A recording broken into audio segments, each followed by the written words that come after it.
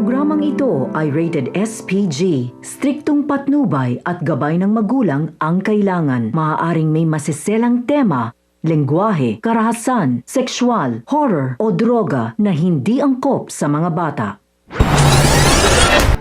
Mga kapamilya, matatanggal ang angas ni David dahil matitimbog na siya. Matapos nang ipinangako ni Ramon sa kanyang papa, nababawi siya sa mga araw na siya ay lugmok na lugmok.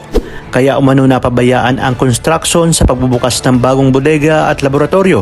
Buong akala naman ni David na magagawa niya na ang lahat ng gusto niya. Ngayong ipinagkatiwala na sa kanya ang kanilang negosyo. Ngunit nagkakamali siya dahil simula ngayon ay bantay sarado na ang mga kilos at galaw niya ng bodyguard na ibinigay ni Don Julio na siya ngang si Bullet.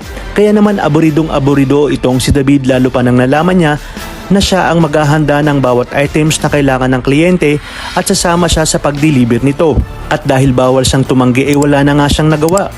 Itinuro na rin sa kanya ni Olga ang bagong diskarte na dapat umano nitong gawin upang mas lalong bumilib sa kanya ang mag-amang Ramon at Don Julio.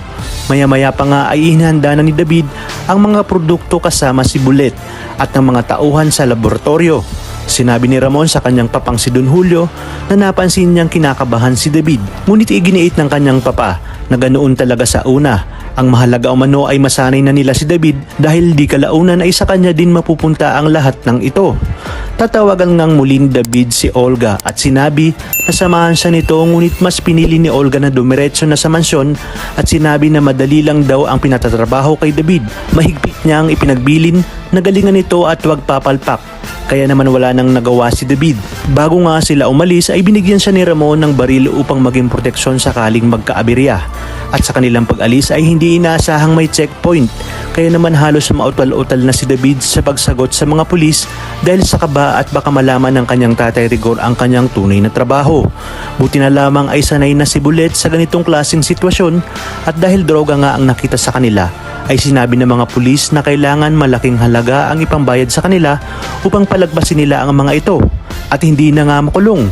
Tatawagan nga ni Bullet sina Ramon at Don Julio upang sabihin na nasabat sila ng mga pulis at kailangan ng malaking halaga upang malusutan ito, na siya namang ikinainit ng ulo ni Ramon dahil unang beses palang umano ay pumalpak na itong si David. Ayon pa sa kanya, walang Montenegro na duwag at mahina ang nilalang, kaya nga umano binigyan niya ito ng baril. Kaya namang kapamilya, pakatutukan natin ang mas kapanapanabik na tagpo sa pambansang teleserye ng sambayanan, ang FPJ's Batang Quiapo.